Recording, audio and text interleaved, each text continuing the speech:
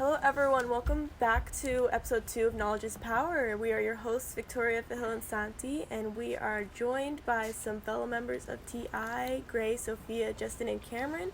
And today we're going to be talking about school stress. Take it away. Okay, so I think I can introduce our topic. So we're introducing COVID stress and how it plays a big factor on school life and students. So for us, we experience a lot of stress in our day, and sometimes stress can be a good thing. Stress can make you do better under pressure. But a lot of times, stress can lead into chronic stress, and chronic stress can also lead into depression, anxiety, personality disorders, and a lot of this can spiral and snowball into more severe and serious disorders such as heart disease, high blood pressure, and stroke.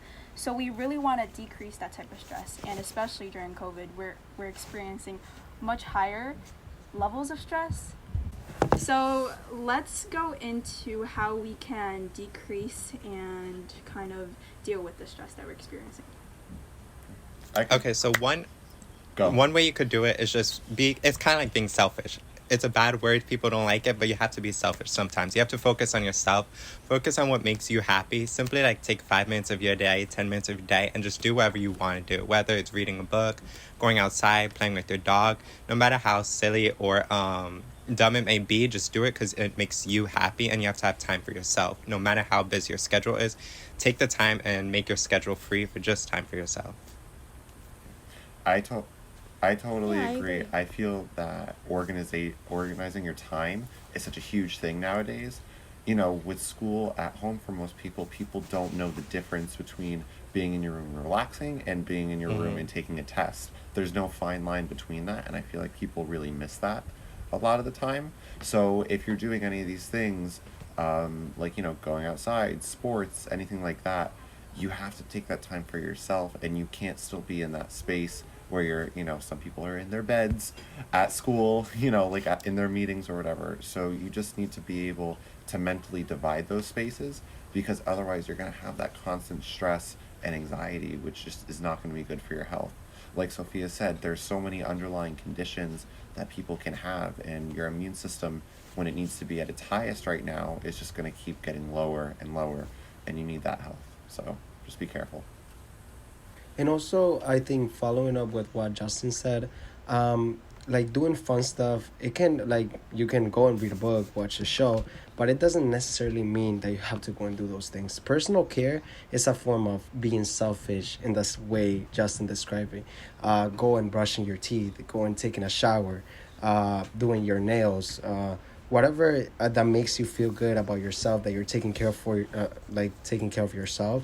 It's a great way to, like, show your body some love, de-stress from like school, you know what I mean? So taking care of yourself is a really, really big form of like distressing and love towards your body that makes you like regenerate and give you more energy to like go and do whatever you have to do. Yeah, and going off your point, like we just finished our trimester, so it was been a stressful time for all of us recently.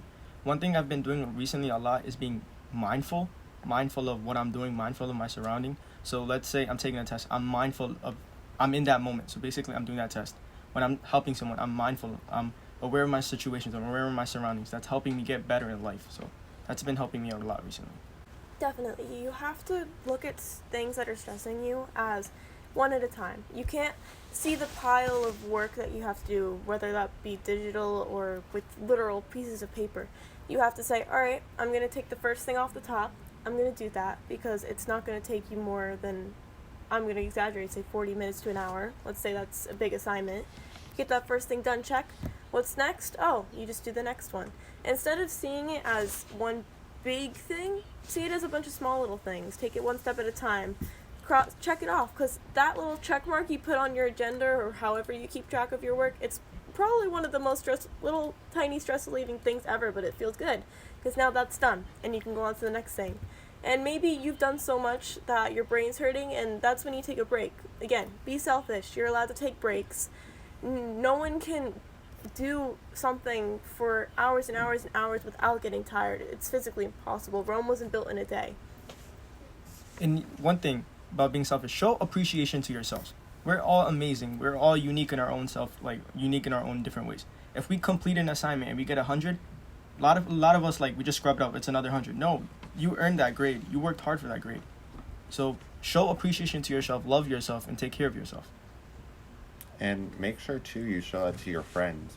I know for me it's been a little bit of a struggle, reaching out all the time to certain people. But just that like one text, if you're able to, supporting whoever it may be, if you've talked to them recently, if you haven't, because kids would be in school and they see their friends every single day. Now they haven't seen them, since we started quarantine maybe, and they haven't really been going out and seeing as many people. So that little text to try to keep, in touch with people is going to be huge for your friends. Just that little support, being like, hey, I'm thinking of you, hope you're okay. I know for me at least, like, it cheers me up a little bit seeing someone. So that's something I've been trying to do too, is taking time for me, but also taking time for the people I know who are trying to support me, even through quarantine, because those are the people you really want to keep around.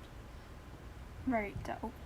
Yeah, I think that's a great point. And I also think scheduling time for those people can be challenging sometimes when you're managing like homework or actual work outside of school, extracurriculars. So I think, like how Victoria said when she mentioned an agenda, I think keeping like a planner, weekly planner, monthly planner, I think that's also a really helpful time management tip that can really help us. And also, I think also we don't taking care of yourself, of course, but we also have to think about that. If you go and like want to watch, let's say, an episode of your show, it's important to also know that it's not good also for you to watch like 8 episodes of the show because you're taking care of yourself or you want to give that time to yourself, because that's also putting a lot of stress in your body, because like you know that you have things to do, that you have responsibilities, so it's taking one step at a time.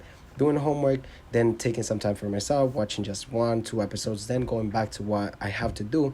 And that keeps a balance between your responsibilities and what makes you happy or makes you feel good. And you're not overly doing this or doing this, because doing this a lot will make you really stressed, and doing this a lot too will make you really stressed. So you got to keep a balance between taking care of yourself, which is extremely important, but like, and doing the things that you like, but also your responsibilities, keep in touch with your homework, your friends, and all that stuff. And I know what a lot of people do is like the day before they'll plan out like their day for the next day, so they'll have a schedule of what they want to have done the next day, and they'll do it like the night before while they're just in bed.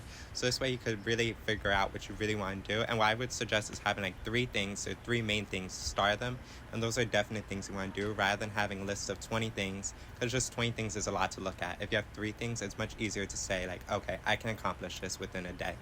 Definitely. And then there's that fine line between taking time off and taking your breaks and procrastination, which we have talked about on the school podcast, so I'm not going to go too much into that here. But you have to gauge and realize you should be spending more time working than you are taking a break. Unless you really are burnt out, then in that case, take a few hours. That's okay.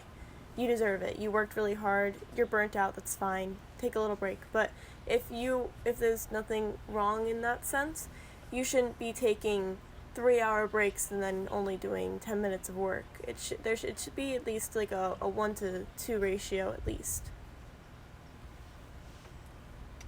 Right, and I wanted to introduce a new little thing that I've been doing to tackle my work and to minimize the way I spend time doing my homework.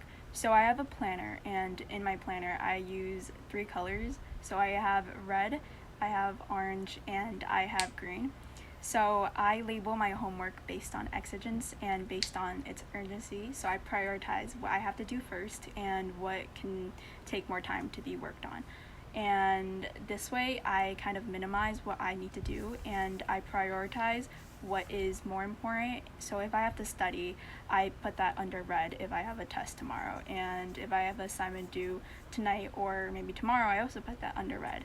But an assignment that can be stretched out over a span of a week, I put it under green. And that's just a really good way for me to categorize and kind of organize my thoughts and organize my workload. I think that's a really It's good a great idea. way of looking at it. Oh yeah, and I also wanted to touch upon the fact that you shouldn't be so hard on yourself, because you're probably listening to us and being like, oh my god, they have everything planned out, they really know, probably they know how to manage their time. But I know most of the people that are in this podcast, and talking about myself too, I struggle a lot with my time management, and I struggle a lot with like sometimes managing like the amount of work I have to do, my personal life, school life, myself, my health. And this is a constant, a constant learning about your environment and about yourself. And you just have to understand that every day is a new way to learn how to manage your time and how to like have more control over your emotions, over your ability to tackle problems each day. So it's not like you're gonna learn from one day to the other how to completely have every minute of your day for yourself. But it's every single day you can be like, okay, I just today I probably wasted a lot of time on this. Now this like today I'm gonna maybe spend more time doing homework because I know that affected me yesterday. So it's a constant learning. Don't be so hard on yourself if you don't get it like the first week, the first 2 weeks, even the first month. But it's just a constant learning. Yeah, I think too, kids need to look at it in a way that like a few years from now, you're not even gonna remember probably that assignment or that class that you're stressing so much about. So like, let's say it's like a homework or like a project or something. Like, yeah, you're stressing about it now, but in the big picture, is it really, going to affect you? That's the way I think about it. Like, yeah, like I may have, some harder classes, but it's not going to kill me to take my time with something because in reality, it's just one project of many, of one of my many classes. You know what I mean? So you just have to put it in perspective too. But at the same time, in an even bigger picture, I know some of you guys are underclassmen here. Just be careful with what you pick for classes, with scheduling and stuff, because I know a ton of people get burned with that. I did too a little bit last year, where I chose so many difficult things, but you need to just be cognitive of you needing your own time. And there's nothing wrong with, you may have some friends that take like 5 AP classes, 6 AP classes, but find find that balance for yourself, because when you're scheduling, you look at it and you're like, oh, it's just another AP class, I'll be fine. But in reality, that's going to be causing you so much stress, 6 months from then, that you just have to, be able to find that balance when you're scheduling, because otherwise you'll just screw yourself over in the long run. I agree. Where like tech has so many opportunities. Like we have dual enrollment, we have AP classes, honors classes, like so many different courses that you could take. And I definitely kind of hurt myself, like scheduling for senior year. I was like, oh my God, SUPA, like dual enrollment, I'll do that. AP, I'll do that. Honors, I'll do that. And like now I definitely have a difficult time managing between work, social, sleep, homework. Like it's definitely difficult. But I think that like once you realize like how many courses you could take and like how many difficult workloads you can manage, it'll definitely help. So don't make the mistake I made. And don't follow trends. Let's say like one of your friends is taking a AP exam, like, or an AP class. Oh, that's an easy class. No, it might be easy for them, but it might be difficult for you. So look into it, do your research, and then go into it. Totally. Essentially, there's two sides of managing stress. There's dealing what you have currently, and there's preventing what happens in the future. If you don't like stacked up your classes this year and you're realizing it's a lot to handle, next year take a few off. It's alright. Also, don't there's of course there's like physical stress, but there's also mental stress. Don't be so hard on yourself. And if you might actually have other people who are also pressuring you as well. And it's important that you have that talk with yourself and you have that talk with those people who might be stressing you out, and figure out ways to eliminate stress that way and prevent it in the future. And also you have to be mindful that, school is really important. Like, school is really important, but you also have your life outside of school. Some people work, some people do sports, some people have volunteering, some people, there's a lot of things that are part of your life too that you have to dedicate time to. So when you're scheduling or when you're planning for like, your future classes, your future years, you should also think about that. Of course, school is extremely important, but there's also a lot of things that you're going to be doing outside of school that are going to require time. So you have to know that you will have to balance your time, and there's only 24 hours a day and like 8 hours. Nobody sleeps 8 hours, but like 8 hours they have to like sleep in order to be like, healthy and useful. So you have to be mindful of that, So all in all, That's it. everyone just find a way that helps you eliminate stress, whether that be using a planner or categorizing your tasks, and also make sure you take those breaks, spend time with friends and family, socialize, get that time in, because we are young once. We're all young here. We have childhood, and it's ending soon. I mean, some of us are 18 here, some of us 17, 16. I'm sure our listeners 14, 15. Our childhood is flying by, and it's not a time to be stressed. Obviously, we have to be in school because we have to study and prepare for our futures, but we shouldn't let that dictate our entire lives. So just work with what you have and create a situation where you're proud of what you're doing, but you're not hindering your mental health. Alright, everyone, that was episode 2 of Knowledge is Power. Kip, thank you guys so much for watching, and have an amazing day. Bye, everyone. Bye, everyone. Thank Bye. you.